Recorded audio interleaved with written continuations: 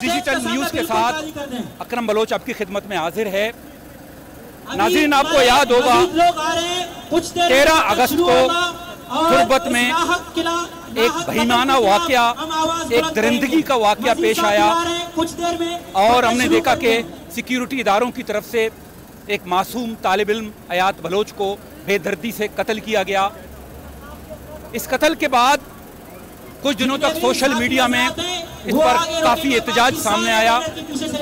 देखते ही देखते हमने देखा कि तमाम सियासी जमातों ने इस बहिमाना वाक़े की मजम्मत शुरू की और ये आवाज़ सेनेट और पार्लियामेंट तक की आवाज़ पहुंची। और आज हमने देखा कि पाकिस्तान के मुख्तलिफ इलाकों में इस हवाले से एहतजाज हो रहे हैं। बलूचिस्तान में तो मुख्तलिफ शहरों में एहतजाज शुरू किया गया है। इसके बाद हमने देखा कि उस शख्स को या उस सिक्योरिटी एहलकार को गिरफ्तार भी किया गया। IGFC जो है ना, वो खुद तुर्बत गए और ताज़ियत के लिए वो अयात बलोच के घर भी गए और शिनाख्ती परेड भी कराया गया, मुल्ज़िम की शिनाख्त भी की गई। लेकिन इसके बावजूद हम देखें कि ये एहतजाज जो अयात बलोच के ख़ानदान को इंसाफ की फरहमी के हवाले से शुरू किया गया है, वो एहतजाज अब भी जारी है। आज भी यहाँ आप देख सकते हैं कि कराची प्रेस क्लब के सामने बड़ी तादाद में लोग यहाँ जमा हैं और अयात बलोच को इंसाफ की फरहमी के हवाले से जो है ना वो एहतजाज कर रहे हैं। आज हम इसी सिलसिले में बात करेंगे। सबसे पहले कराची प्रेस क्लब के सीनियर नायब सदर, सीनियर जर्नलिस्ट सही सरबाजी हमारे साथ हैं। हम उनसे इस मुतालिक बात करेंगे। सही साहब, आपके इल्म में है कि IGFC ने इसका नोटिस लिया, IGFC खुद भी गए, उनके घर ताज़ियत की और इंसाफ की यकीन दहानी कराई, तो फिर क्या वजह है कि बार बार इस तरह के एहतजाज हो रहे हैं?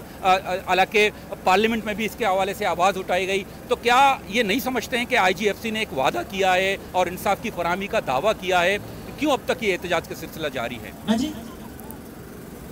शुक्रिया अकरम बलोच साहब। मैं समझता हूँ नवाब अकबर बुगटी साहब की शहादत के बाद ये बलूचिस्तान में एक शहीद हयात बलोच का जो वाक़या है वो बहुत दूसरा सबसे बड़ा वाक़या है। और जहाँ तक आपने कहा है कि IGFC जो है वहाँ गए और उन्होंने जो है वहाँ पर एश्योरेंस दिए, लेकिन आपको शायद ये याद होगा कि एक बंदे को पकड़कर लॉकअप कर दिया है। लेकिन मैं समझता हूँ कि हयात बलोच को जिस तरह से उसको पकड़कर उसके हाथ पांव बांधे गए और उसको जिस तरह से 8 गोलियां मारी गई, तो मैं नहीं समझता हूँ कि एक FC जो का बंदा जो था वो इसमें इन्वॉल्व है। इसमें आज जो बहुत बड़ी डेवलपमेंट हुई है वो डेवलपमेंट ये है कि बलूचिस्तान, सिस्तान, ईरानी बलूचिस्तान के बहुत बड़े आलिम और इंतहाई रिस्पेक्टेबल आदमी मौलाना अब्दुल हमीद जायदानी ने इस वाक़े की कंडेम की है। मैं समझता हूँ कि वो ऐसा बंदा है जो कभी भी पॉलिटिकल स्टेटमेंट नहीं देता है, लेकिन उसका जो बयान आने के बाद शहीद हयात बलोच के हवाले से जिस तरह का एक जुल्म और बर्बरियत हुई है, और इससे पहले भी आपने कहा कि IGFC के हमने देखा कराची में एक बहुत बड़ा कराची जैसे शहर में रेंजर्स के हाथों एक वाक़या हुआ, लेकिन हमने देखा कि बाद में उनके लोगों को प्रेशराइज करके और उन तरह से बयान दिलवा के उनको भी जो है ना बरी करवा दिया गया। तो मैं समझता हूँ कि इस वाक़े की अदालती जो है सुप्रीम कोर्ट जो है इस वाक़े की सुमोटो नोटिस ले और इसके किरदारों को जो भी इन्वॉल्व है उनको कैफर किरदार तक पहुँचा सके। नाज़रीन, इस वक्त हमारे साथ एक उस्ताद हैं जिनका ताल्लुक कराची यूनिवर्सिटी से है। वो अयात बलोच को जानते हैं और आज वो यहाँ इस एहतजाज में शरीक हैं। डॉक्टर साहब, ये बता दें कि इंसाफ की फरहमी के हवाले से रियासत के तमाम इदारे तकरीबन दावे कर रहे हैं। IGFC उनके घर गया है और इसके अलावा सेनेट की स्टैंडिंग कमेटी बराए इंसानी हकूक़ आवाज़, उन्होंने भी जो है ना IGFC को तलब किया है। तो आप नहीं समझते हैं कि काफ़ी नहीं है कि रियासत खुद मुतहर्रिक हो गई है और ये आवाज़ दुनिया भर में जो है ना जा चुकी है इंसाफ की फरहमी के हवाले से?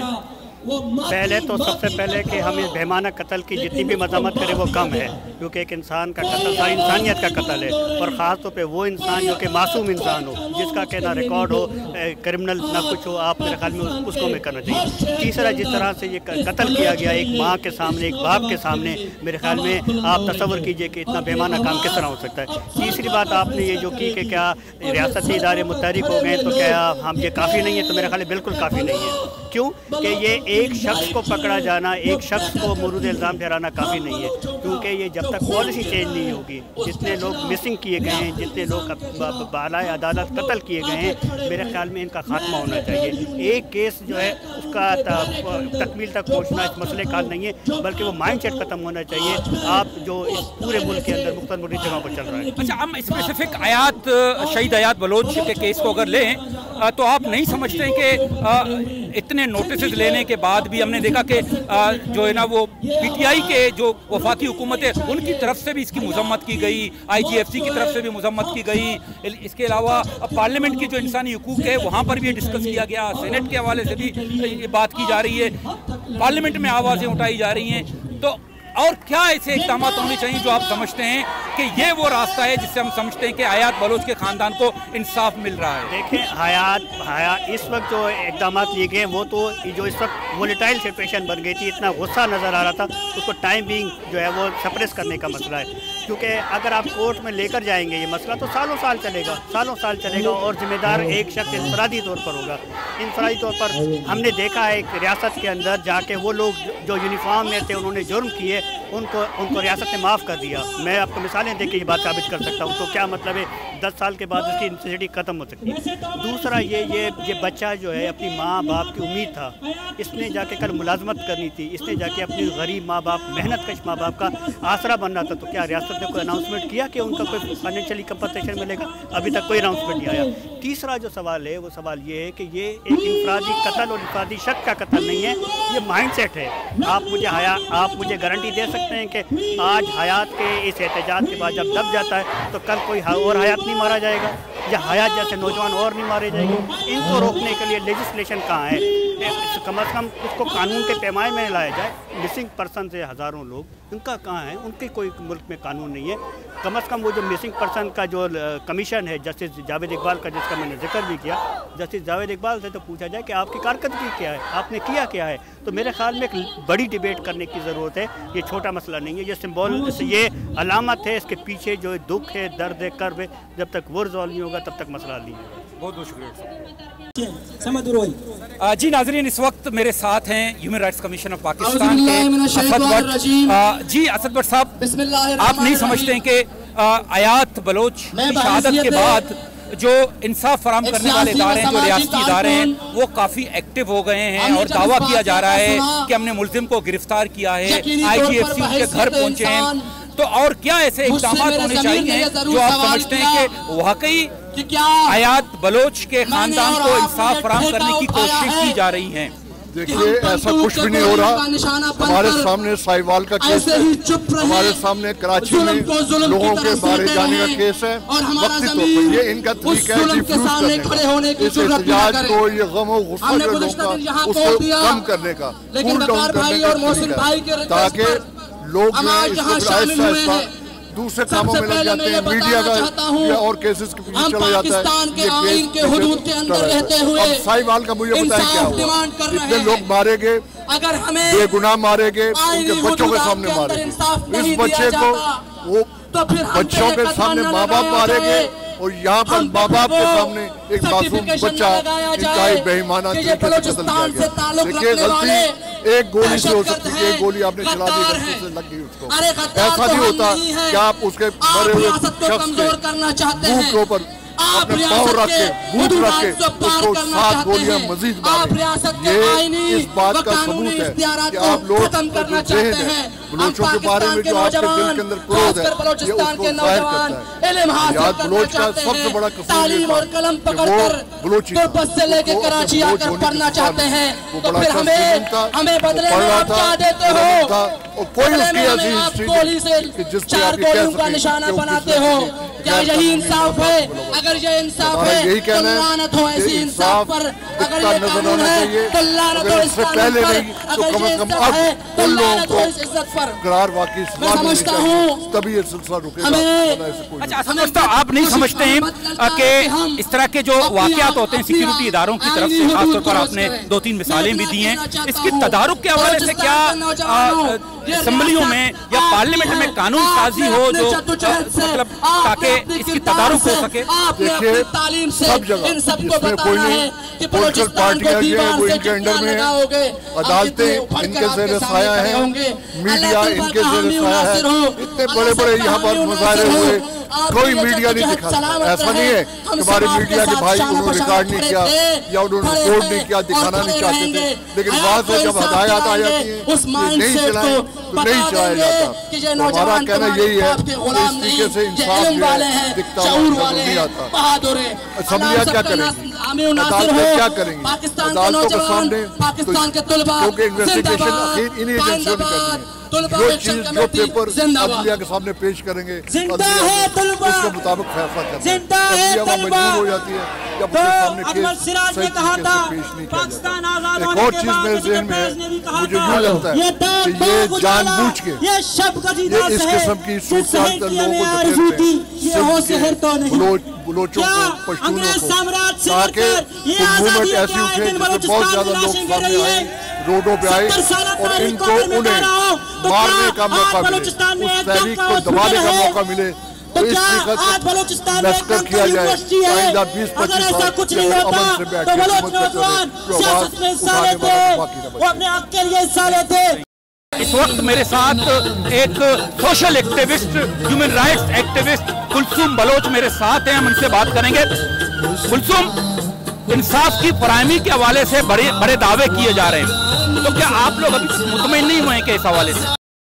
मेरा ख्याल से हमें पहले दिन जो है इस बात के लिए जो है वो अश्योर करवा रहे हैं कि हम इंसाफ दिलाएंगे आप लोगों को। हम इंसाफ जो है वो ऑलमोस्ट दे चुके हैं, लेकिन ये बातें हम बहुत देख चुके हैं तारीख में भी। अभी करंटली हमने बहुत देखे हैं कुलसुम बलोच की ब्रह्मश जो है वो केस के, इसके अलावा बहुत से चीज़ें हैं, पंजगूर में बहुत सारी चीज़ें हुई, अभी हयात के साथ ये हुआ और हमें दोबारा वही दिलासे दिए जा रहे हैं, हमें दोबारा वही बातें जो है वो बताई जा रही हैं कि हम इंसाफ देंगे। वो इंसाफ का क्राइटेरिया क्या है वो हमें बता दें, ठीक है। हम जो डिमांड कर रहे हैं as a student, as a Hayat student university fellow, कि हमें वो कैटेगरी बताएं और हमें लीगल प्रूफ दें कि ये जो है वो सज़ा इनको जो है वो दी गई है और ये इस वक्त इस सज़ा को जो है वो भुगत रहे हैं। तो ये अगर हमें प्रोवाइड करेंगे, हम फैमिली से अश्योरेंस लेंगे कि हाँ आप अश्योर हैं कि आपको इंसाफ दी जा रही है, फिर उसके बाद हम बोलेंगे कि हाँ यहाँ पर इंसाफ की बात होती है, यहाँ पर इंसाफ ज़िंदा है। तो हम हयात के साथ साथ यहाँ पे इंसाफ की बाजियाबी के लिए भी आए हैं कि हमें इंसाफ को बाजियाब करना है और उस वक्त तक करना है जब तक हमें लीगल प्रूफ नहीं दिया जाता कि हाँ इस पर सिर्फ अल्फाज या सिर्फ बातें नहीं हो रही, इस पर एक्शन लिया जा रहा है और बाकायदा तमाम चीज़ों को जो है वो कैटेगराइज करके हमें बताएं। इस वक्त मेरे साथ एक और सोशल एक्टिविस्ट अनिला बलोच खड़ी हैं, हम उनसे इस हवाले से बात करते हैं।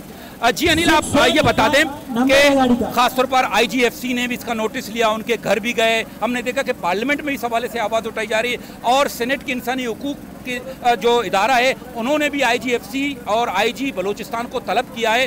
तो क्या आप नहीं समझते हैं कि जो इस रियासत है, जो रियासती इदारे हैं वो इंसाफ की फराहमी के हवाले से कोशा हैं? आपसे गुजारिश है, सबसे पहली बात तो मैं ये बताना चाहती हूँ कि हम यहाँ सिर्फ हयात या हयात को इंसाफ दिलाने के लिए नहीं खड़े हैं, हम यहाँ बलोच राज, बलोच कौम के लिए खड़े हैं। क्या हयात से पहले हमें मस्कशुदा लाशें नहीं दी गई? क्या हयात से पहले हमारे ऊपर जुल्म नहीं किए गए? हम लोग क्यों इंतज़ार करते रहे कि हयात जैसे फर्जंद शहीद हों, फिर उसके बाद हम खड़े हों, फिर हम आवाज़ उठाएं? आज सिर्फ हयात की माँ नहीं रो रही, बल्कि बलूचिस्तान में हज़ारों माएँ अपने बेटों के लिए रो रही हैं। कुछ के बेटों को शहीद किया गया और कुछ के बेटे आज तक लापता हैं। हमारे साथ कौन कौन से जुल्म नहीं हुए, किस जुल्म की बात करें हम? हमारे बच्चों के स्कॉलरशिप्स पे कब्जा किया गया, हमारे बच्चों के मेडिकल और इंजीनियरिंग की सीट्स पे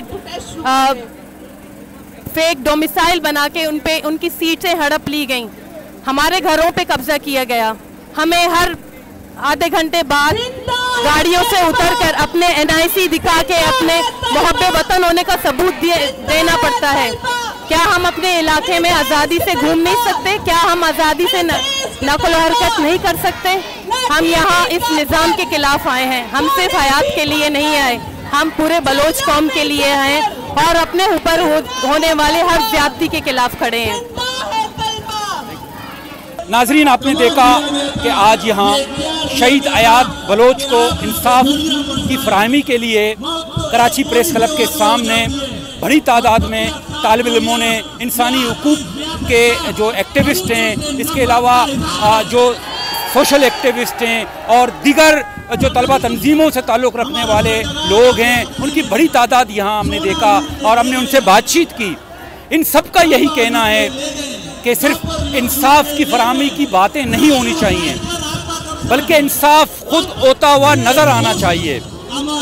तो यकीनन जिस तरह बहुत सारे ऐसे, इससे कबल भी बहुत सारे ऐसे केसेस हुए हैं जिन पर इंसाफ की फराहमी का दावा किया गया था, मुल्ज़िमों को गिरफ्तार भी किया गया था, मुल्ज़िमों को सज़ाए मौत तक दी गई थी, लेकिन फिर हमने देखा कि मुज़ाकरात के बाद फिर उनको जो है ना वो मुल्ज़मान को छोड़ दिया गया था।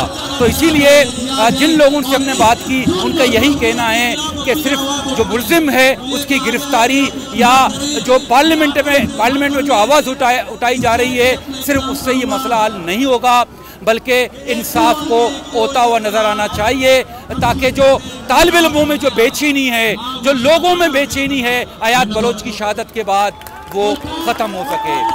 अपने होस्ट अकरम बलोच को इजाज़त दीजिए। अल्लाह हाफ़िज़।